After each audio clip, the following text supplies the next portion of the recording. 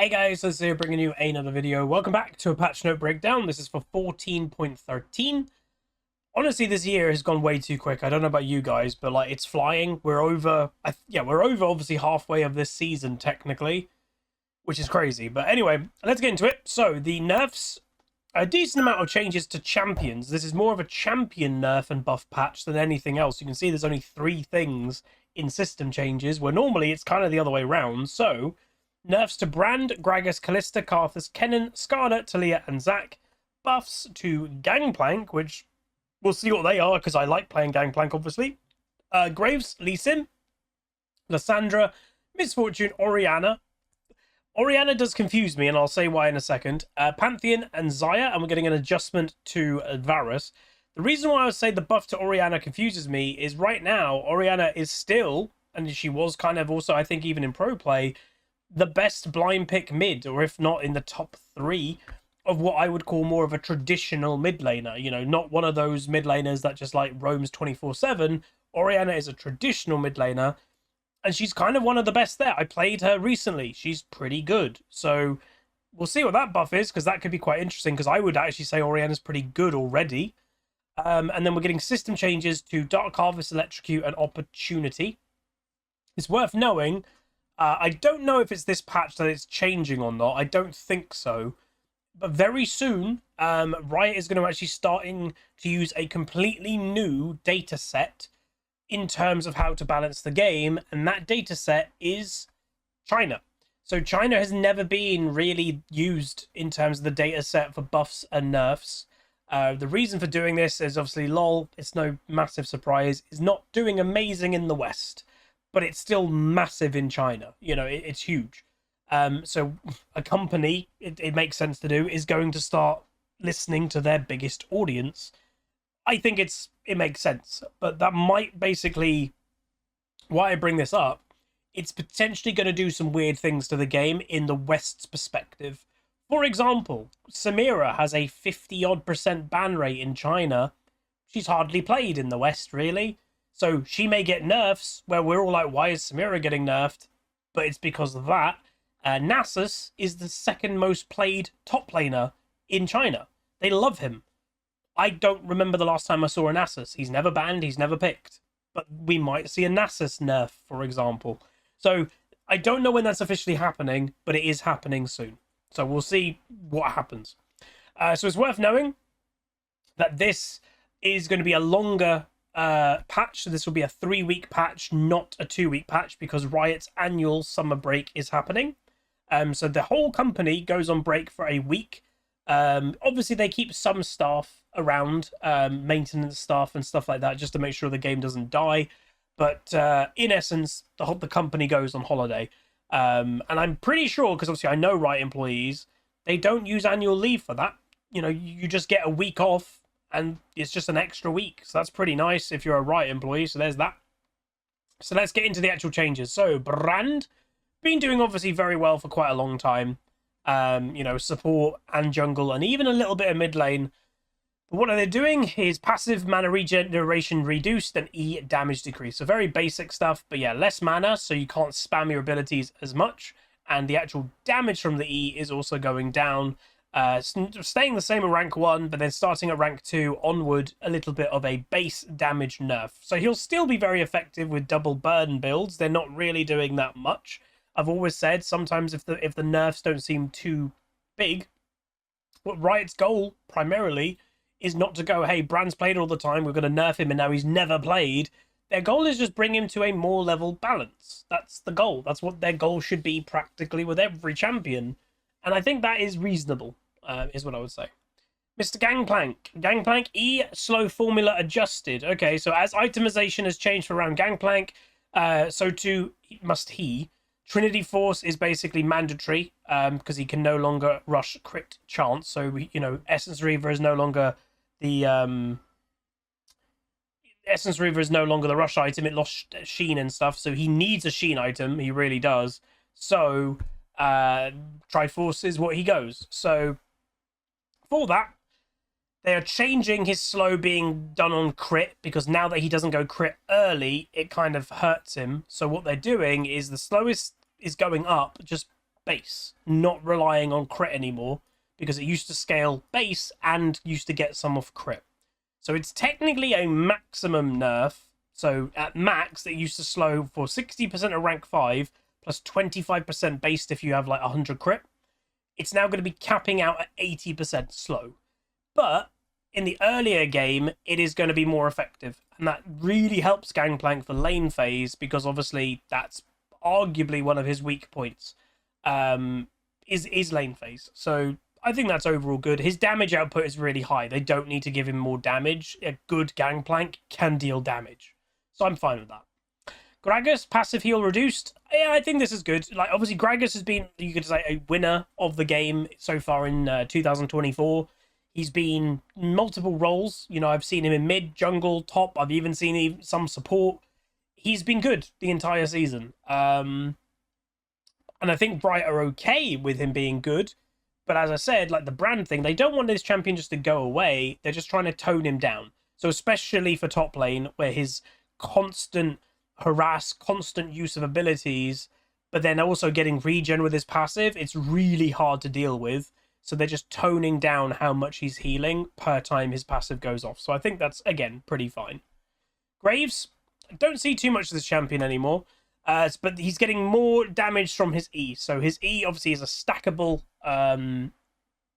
ability that it obviously gives you the movement speed, it gives you the dash, but it also gives you a stacking armor buff that, you know, you can get up to a very high amount of armor. It's what makes Graves actually fairly effective against assassin junglers, even though he's an AD carry, is because he could be walking around with a bonus 60 armor in the early game. An assassin can't really kill that. So bonus armor per stack, it used to be 2, 5, 8, 11, 14. It's now 4, 7, 10, 13, 16. If memory serves correct, he can get up to 6 stacks, I think. So that is a decent amount of armor that, again, he doesn't really build armor or magic resist in his core build, but he can walk around with a lot excess armor. Obviously, part of the skill of Graves is maintaining this throughout the jungle clear and not letting it run out. But still, that's pretty good. Callista.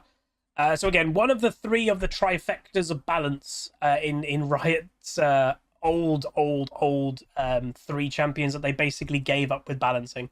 It was years ago. They said, we don't know what to do with these champions. They're too pro skewed.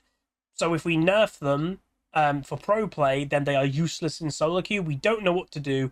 And they literally just left 3 champions alone for like 6 months trying to work out what to do. Callista was one of them. Ryze was another one. And Azir was the final one. They just didn't know what to do. So once again, Callista's win rates are roughly appropriate considering she's harder to play than the average AD carry. But she's also been a top tier pro threat all year long, because that's just the nature of the champion. So they're reducing her attack damage, and they're also putting the ultimate higher on cooldown, so you can't use it as much. They're removing the minimum non-champion damage and the non-champion execute threshold, but they're buffing. Nope, they're nerfing. Ooh, these are big nerfs. Non-champion damage cap was 250 to 450. It's 100 to 200. Dude, they are big nerfs. So as she's getting pretty stale in the pro scene, we're delivering some nerfs that we hope will disproportionately affect pro play. We're toning down her coordination-reliant pieces and clarifying the special rules of her W by removing some of them and adding the rest to the tooltip. We're also doing a small pass on recommended runes, updating a few that appear to be better alternatives. Okay. That's a bit of a nerf. I think they're bored of her in pro play, is basically what Riot is saying. Mr. Karthus, so still performing too well, particularly in higher levels of play. That shouldn't surprise you, because the higher levels of play, Karthuses are better, so they land their Qs more often. But also, in higher levels of play, a Karthus knows what the enemy jungler is going to do, and they can avoid bad fights in the early game, thus giving Karthus better scaling.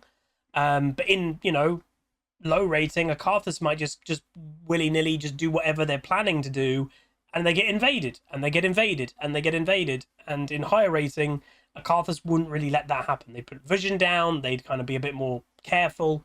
So there's that. So the magic damage, AP is staying the same. And again, these seem like a pathetic nerf. 43 to 40, it's a 3 damage nerf. And 119 to 160, it's 3 damage each rank. The thing with that, I've always said, like, it doesn't seem like a lot, but it adds up. And Cartha's Q is a spammable ability. So in a big fight, you might be doing 30 to 40 Cartha's Qs. So when you take 3 damage off that amount, it's a decent amount of damage. It adds up. That's the difference of someone dying and Carthus dying. Like, that's the difference. So it's a decent nerf. They don't want him to just disappear, nerfed away into the dungeon and never played. They want him still to be played. So there's that. Mr. Kennen. So unfortunately, I literally titled a video the other day going, Kennen, my new blind pick top laner, and he's already getting a nerf. And that's the thing. Top lane feels dreadful to blind pick, and there's only so many champions that are okay to blind pick. Usually ranged champions, it has to be said, because if you pick the wrong melee champion in blind pick, and you're either hard countered, or you're against a ranged champion that just pokes you out, it's awful. So if you pick a ranged champion on blind pick, at least you should be able to lane. That's the idea. So Kennen's been a good option for so many people, but they're reducing his health. So that's the only nerf. Reducing his health, making him a little bit squishier in lane phase, which I'm kind of okay with, because part of the skill of Kennen, especially in lane phase, is avoiding damage and being skillful with dodging skill shots, using your E movement speed to get out the way of danger. So I'm kind of okay with that if he has become a little bit of a problem. Mr. Lee Sin. So this champion I love. And I think a lot of people in League over the years have loved this champion. He was the poster boy of the game, God, back in Season 3 and 4. But then what I think happened is kind of like what we just saw here with Kalista, is Riot grew bored of Lee Sin in every pro game. So they basically nerfed him away. He does usually get a buff around pro tournaments nowadays, because people do like to watch Lee Sin. He's a very cool, very hype champion. If he gets the perfect kickoff at the right time, it's amazing. It feels good. The problem with Lee Sin, and I've said it for years, is scaling. Like, he always has been an early to mid game champion. He can hold his own in late game, not in terms of being a carry. It's landing that clutch kick on the right champion, and that can make all the difference. But it still hurts, especially for solo queue. Pro play's a little bit different because they've got coordination. Okay, you're picking Lee Sin in pro play. You draft 2 hyper carries to like make up for the fact that you've got a Lee Sin. In pro play, people don't do that. Like, people just pick what they're going to pick. So it can sometimes hurt if you've got a Lee Sin and they've got something that scales like a Karthus or something, you know? So health growth is going up, so that is scaling. Not damage, but health, survivability. And also the W of his shield is also once again going up. So they're giving him more survivability. They're not giving him damage, but they're giving him survivability, which is something. It is worth saying also here, a noteworthy thing is 25% of Lee Sin players max Tempest and Cripple second, which appears to be worse than the more traditional W max. Yeah, to me, you max Q, then W, then E. I wouldn't max E second. The only way that I would ever max E second, historically, is lane Lee Sin, where you're rushing like Ravenous Hydra. You max E instead of even Q, because you're using it just for absolute raw wave clear. But to me, I've always done Q, W, then E, or obviously ultimate R, then Q, then W, then E. But I guess some Lee Sin players are getting it a little bit wrong, so they're trying to make it more obvious. You should max W second. But there's that. Lysandra, Q damage increased, W cooldown reduced at lower ranks. Okay, so Lysandra has a spot in League. She's mainly a counter pick to assassin matchups. Some AD carries in mid lane, Lysandra can be good into if you want to stick to playing a mage. Her problem has always been her damage output. It's on the lower end. And, you know, I've seen Lysandra's even recently done a full combo on something and they just waddled away with like a half health back, like left. You're like, oh.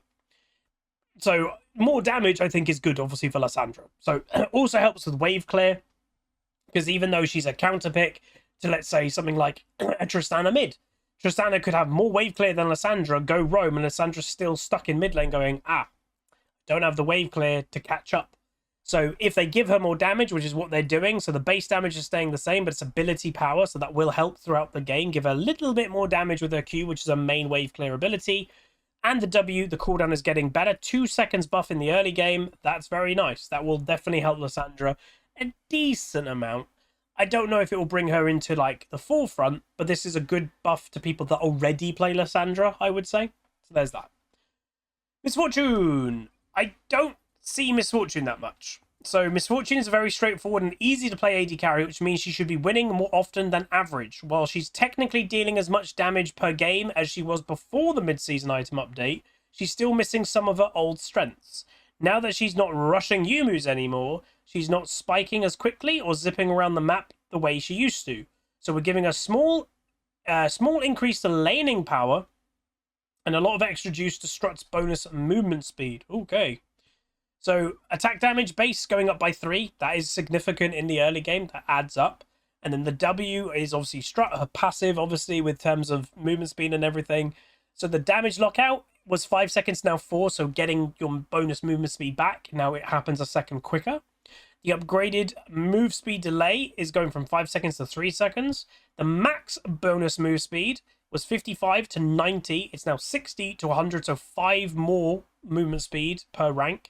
An initial bonus movement speed is 25, I guess, when you press Strut, I think, or maybe when it activates.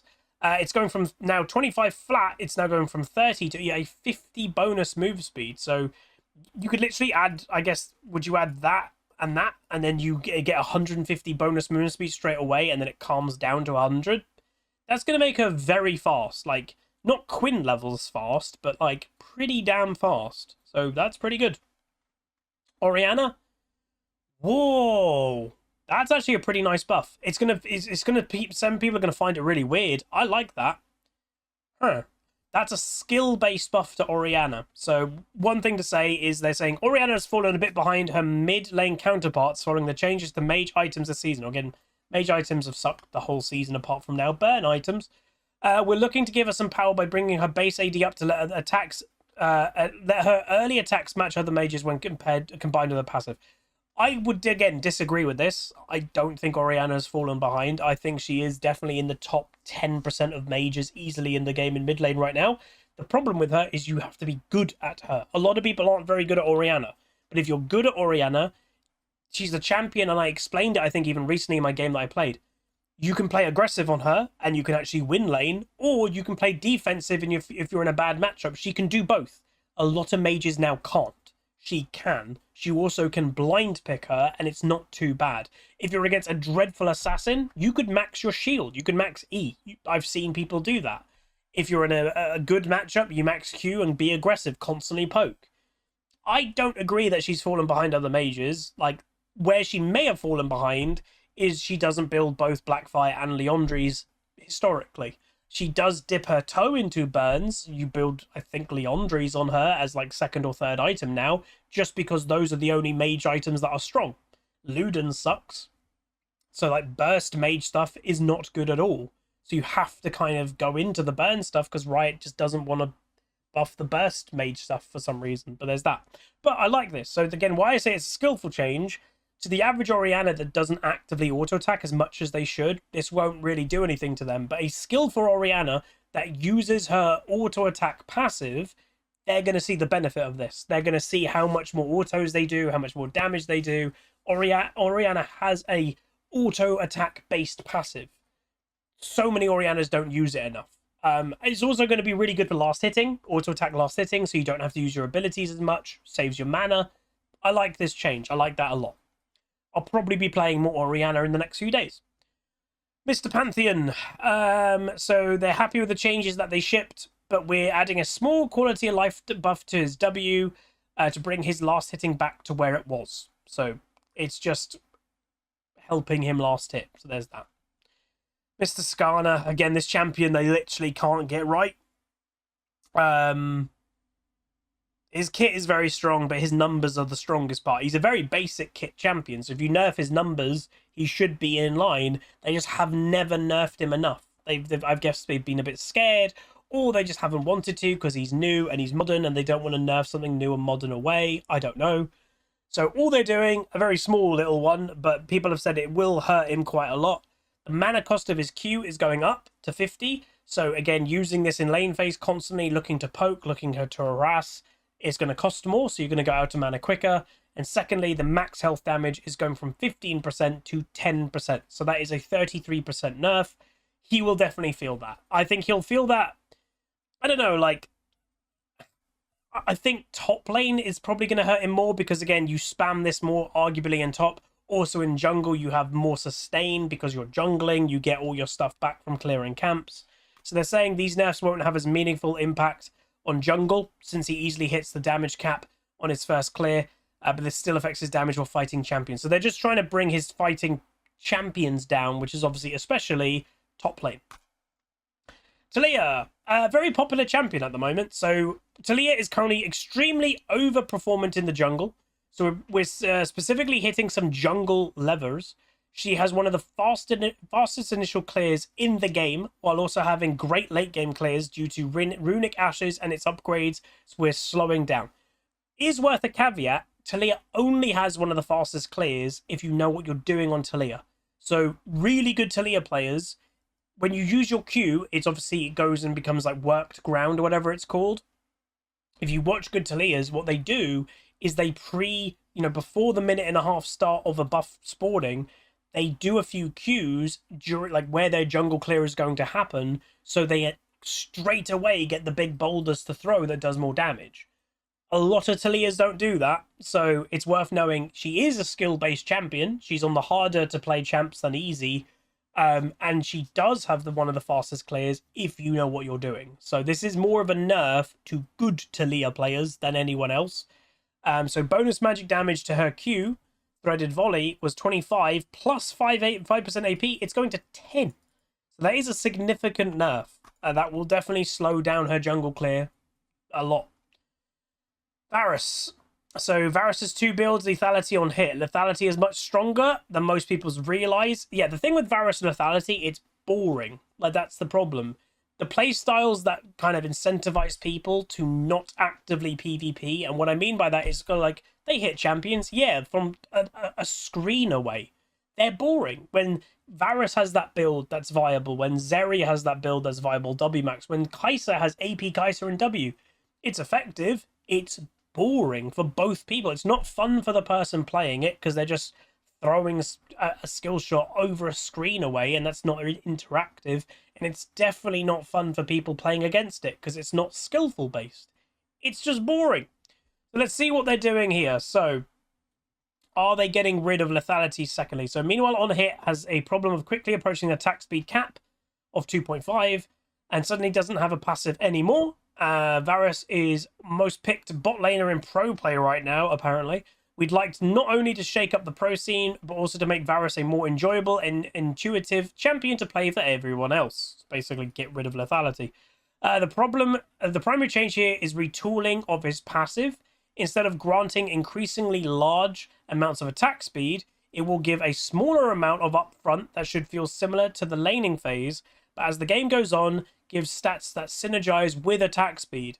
AD for autos, Q and E, and AP for the entire W loop. We're also powering up the spell weaving loop by giving more cooldown refund on blight pops. Ideally, Varus will have a strong spell weaving AD AS item build alongside his pure lethality and on hit ones. Ugh. They really like Varus apparently. Jeez. So meanwhile, early game nerfs to his attack damage through base AD and QW damage to make him less of a lane bully. And then finally, we're making it a little more forgiving to use the WQ spell combo, giving more time to activate Blighted Quiver while charging up. Okay. Like, I don't know. If he's already been a problem for ages, like, they're going to try and change him around. And I'm just predicting some, like, crazy, dumb AP build is probably going to pop up and then he's going to start one-shotting everybody. I don't know. I'm just not a fan, but it's just the way of it. I'm actually okay with attack speed Varus. Like, that to me is more skillful based than both the lethality or the potential AP builds are. And I think, again, they haven't mentioned here, but there are a group of players that main Varus top lane. Kind of obviously like a cheese Vayne thing, but arguably worse. Because the range is so much harder to deal with. At least Vayne is slow. Like, or at least Vayne is low range. But yeah, so his attack damage is going up, attack speed growth is going down. Sorry, going down. The passive, though, minion kill, used to give him 10, 15, 20% bonus attack speed. It's now 10% attack speed, 10% AD, and 10% AP, I guess. Like, that's really hard to tell what that actually means. Like, it's all attack speed based. If someone knows what this is, let me know in the comments. But yeah, champion takedown, you're getting the same bonuses, but more. The new one, attack speed scaling, but now includes attack speed from champion levels, and his own attack speed cap is being increased from 2.5 to 2.763 during killing a champion takedown passive. So basically, you kill a champion, your attack speed can spike past the natural attack speed cap. So there's that. So that does incentivize the attack speed build, the on-hit attack speed, rather than lethality for sure. The damage of his W is going up. Missing health damage is also... so instead of it getting a level change, it's based on the rank that you've got. So this could incentivize W max. I don't know. The Q cast lockout is, again, making it more forgiving. So you can press your W while you're casting your Q for longer. And the basic attack ability cooldown refund by Blight Pop is going up 1%. We'll see. Again, if he's already been popular, I don't see how this is not going to make him popular, but it might just change what he wants to do, hopefully. Xayah, the E cooldown reduced and E damage increased, so Xayah is a little weaker than she should be and has completely fallen out of contention in the AD carry pool. As such, we'll be reverting some of her recent ability nerfs. So there's that. So E, obviously the main thing that brings feathers back, is being buffed by 1 second, so she can do it more often. And the base damage of it is also going up by 5 at each rank. Doesn't seem like a lot, but it does add up. So there's that. Zac, been very strong for quite a long time. One, I think because he heals a lot. Secondly, he does way too much damage without building damage. I think it's both of them. It seems they're more targeting his healing first, and maybe if he is still problematic, then maybe they'll nerf his damage. Maybe. But yeah, basically, healing from blobs used to be 5, 6, 7, 8% based on your R rank. There's only 3 ultimate stuff. Oh. It's now going from 4 to 8% based on your level. So it basically gives him more, like, more kind of linear scaling, but that's easier to predict, I guess. So we're nerfing his early game passive healing in hopes of opening up more opportunities. The idea, I would say, is the reason why they're keeping it the same healing in late game is by late game, you should have a few people in your team that have anti-healing items, I guess. Item changes, opportunity.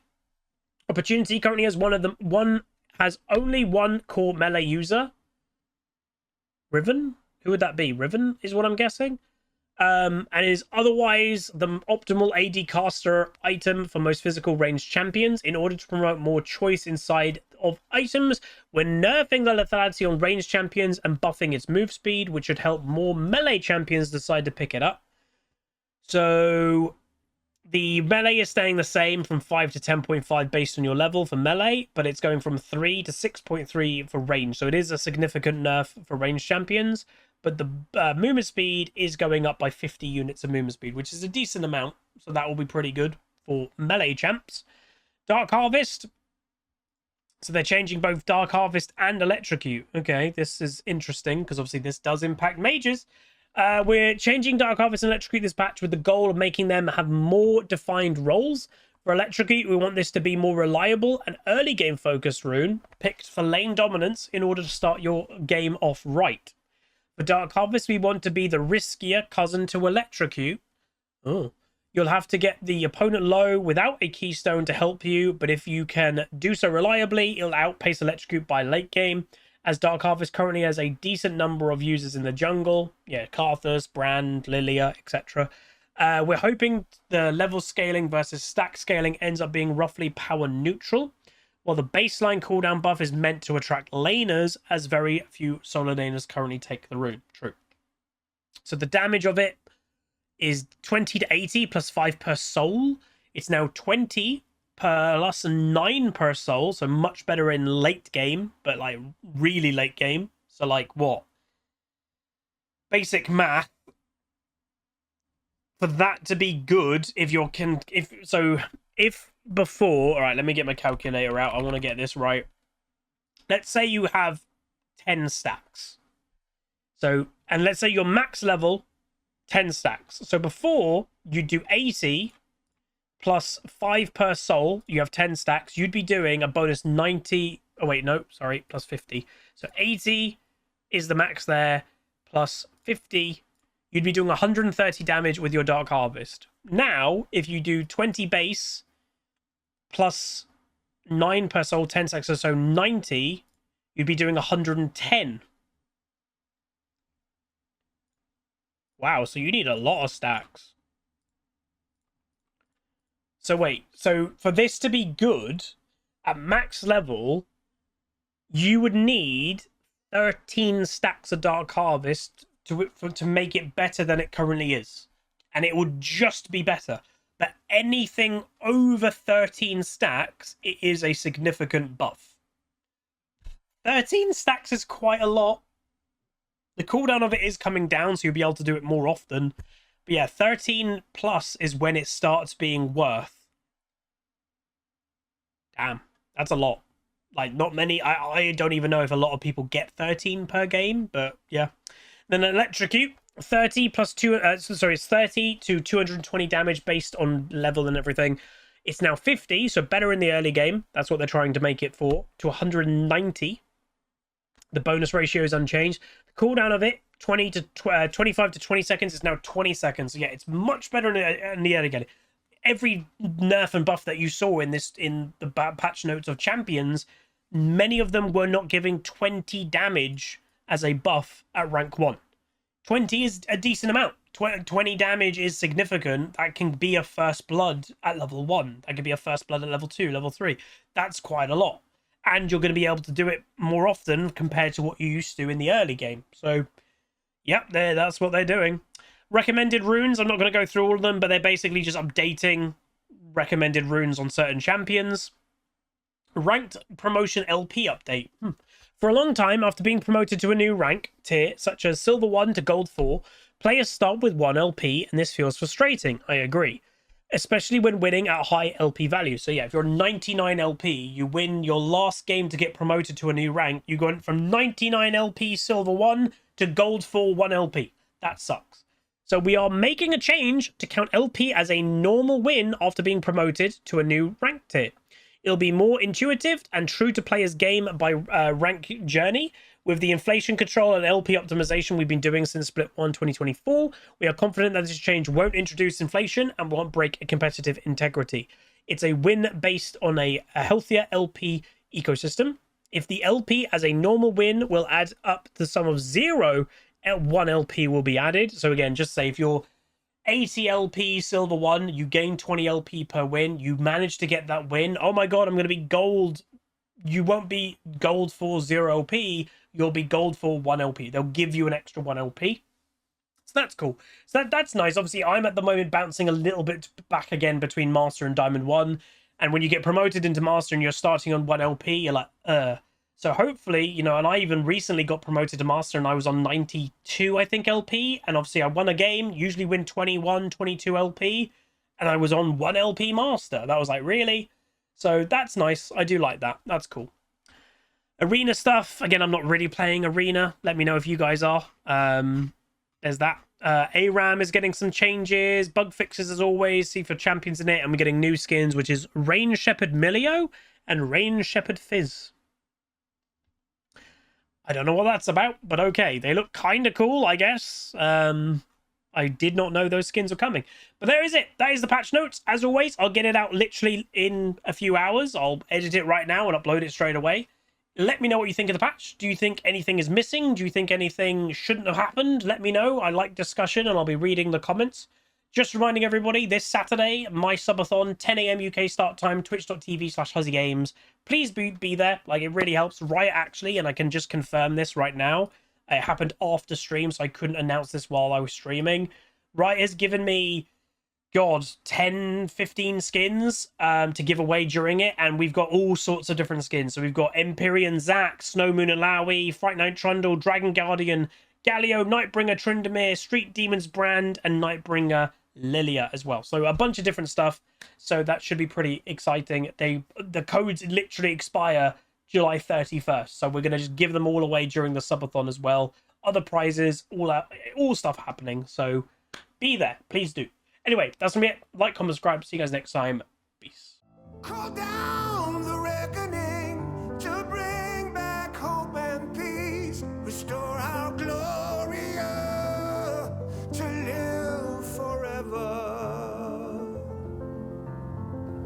Bring down the dark regime. I know how to unleash eternal.